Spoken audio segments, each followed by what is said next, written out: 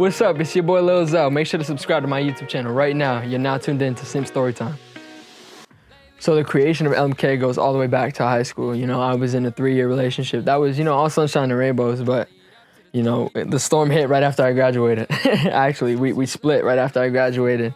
And for a year long, I went through like a bad time, man. I wouldn't necessarily say I was depressed, but I was down, for sure. I was down for a while. That's where, the breakup was where I got most of my inspiration to make music, because I had been making music since like my sophomore year. I've always been around music, to be honest. My whole family has had me implemented in music in some sort of way, but I never really took it seriously until about high school and after I graduated. During that sad time that I was going through, like I said, I put out 2 projects.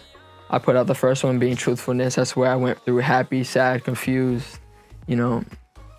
lack of better words, depressed vibes. And it wasn't really sticking with people. And at that point, I wasn't really trying to get an audience. I was just trying to like help myself. I was trying to become happy again, really.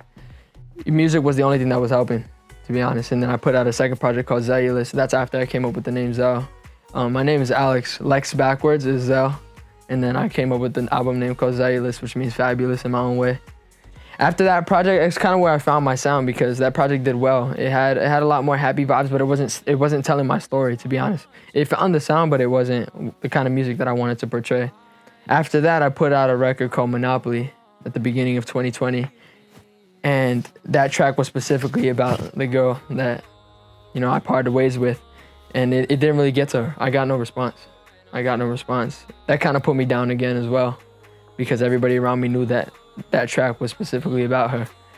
Throughout it all, she was my friend, but the thing is, I didn't want to just be friends, I wasn't reaching her on the relationship point, I guess. So that's why I was upset for the whole time. But we found our ways. But like, where you guys stand today? Like, to answer that question, just go stream LMK like 100 times, and you'll figure out my relationship status, if you please, if you will.